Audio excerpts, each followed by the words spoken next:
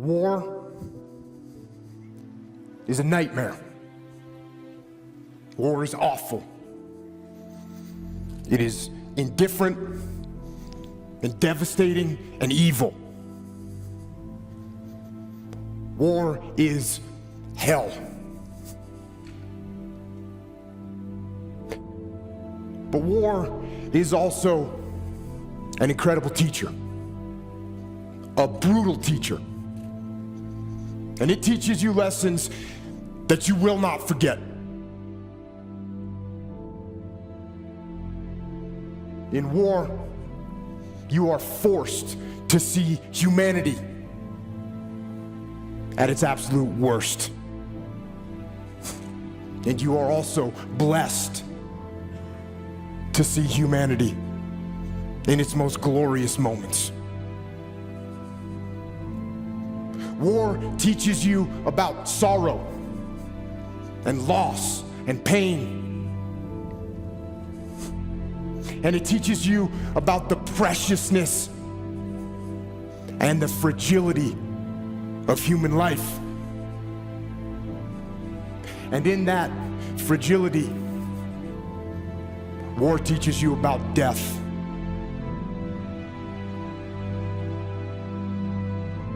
But war also teaches you about brotherhood and honor and humility and leadership.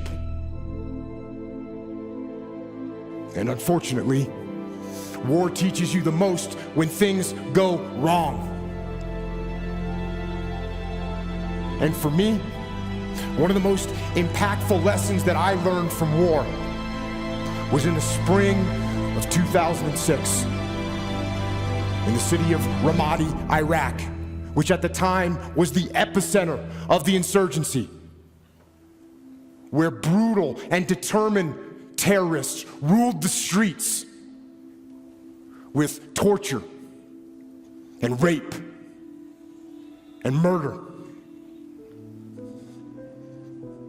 And it was in one neighborhood of that city during an operation that I was in charge of when all hell broke loose. We had multiple units out on the battlefield fighting the enemy.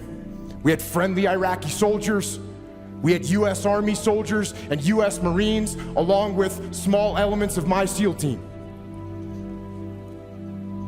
And then the fog of war rolled in with its confusion and chaos and mayhem, and with its gunfire and enemy attacks and screaming men and blood and death. And in that fog of war, through a series of mistakes and human error and poor judgment and Murphy's Law and just plain bad luck, a horrendous firefight broke out.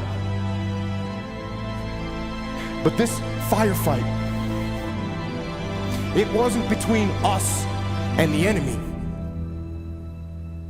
This firefight, tragically, was between us and us. Friendly forces against friendly forces, fratricide, the mortal sin of combat, and the most horrific part of war. And when it was over, and the fog of war lifted, one friendly Iraqi soldier was dead, 2 more were wounded. One of my men was wounded, the rest of my SEALs were badly shaken. And it was only through a miracle that no one else was killed. And it was reported up the chain of command what had happened. That we had fought and wounded and killed each other. And when we got back to base, things didn't get much better. There was a message waiting for me from my commanding officer.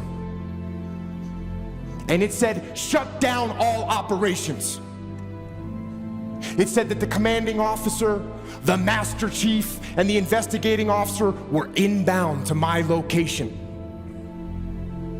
And they told me to prepare a debrief to explain exactly what had happened on the operation and what had gone wrong.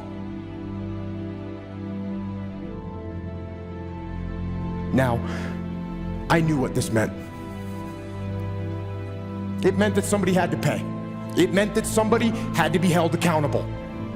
It meant that somebody had to get fired for what had happened. So, I began to prepare my debrief.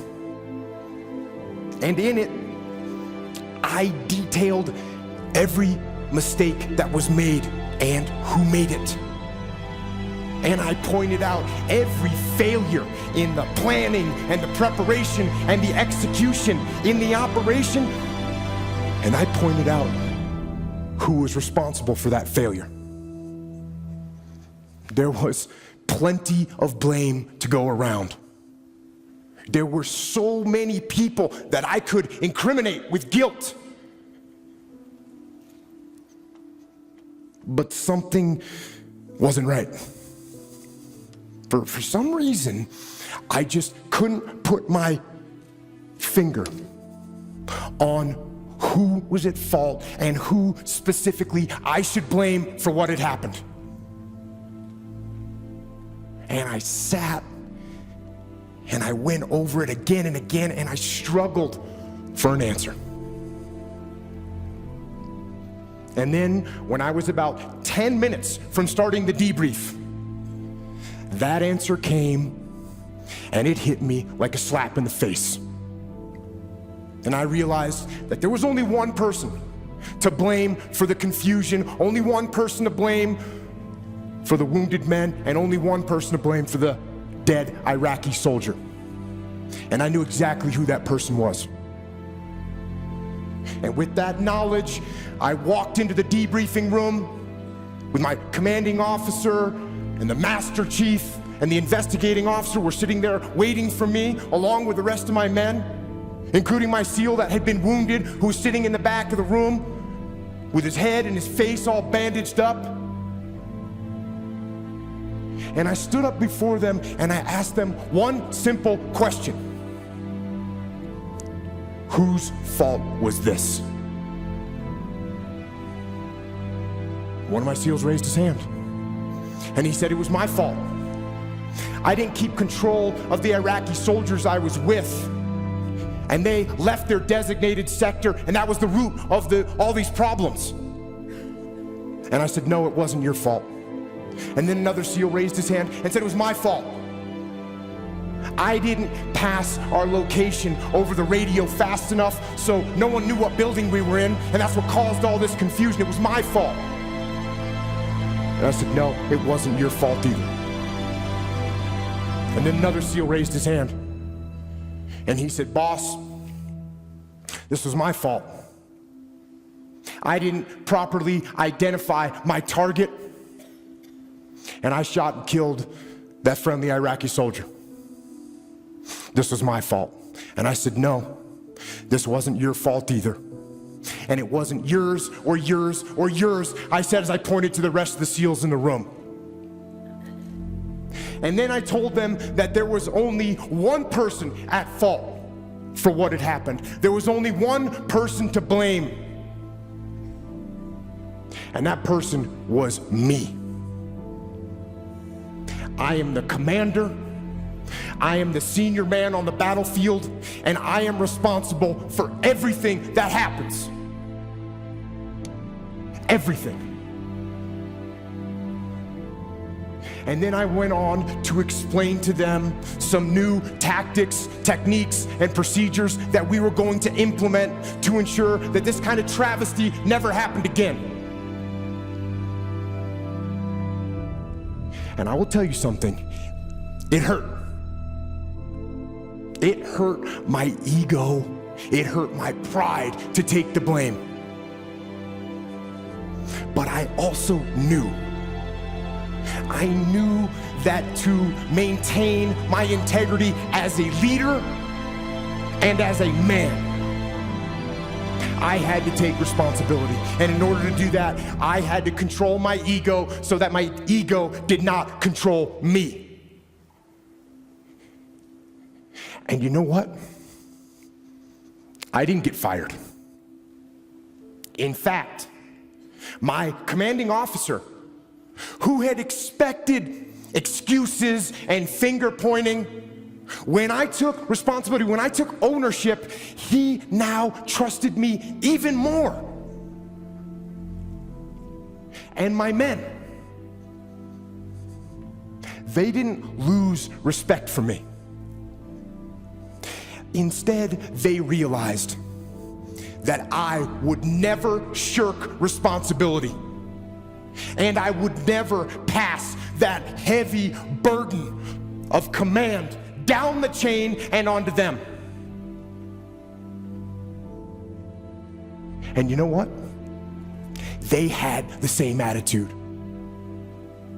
Unlike a team where no one takes ownership of the problems and therefore the problems never get solved, with us, everyone took ownership of their mistakes. Everyone took ownership of the problems. And when a team takes ownership of its problems, the problems get solved. And that is true on the battlefield, it is true in business, and it is true in life. So I say, take ownership. Take extreme ownership. Don't make excuses. Don't blame any other person or any other thing. Get control of your ego. Don't hide your delicate pride from the truth. Take ownership of everything in your world, the good and the bad. Take ownership of your mistakes, take ownership of your shortfalls, take ownership of your problems, and then take ownership of the solutions that will get those problems solved. Take ownership of your mission. Take ownership of your job, of your team, of your future, and take ownership of your life. And lead.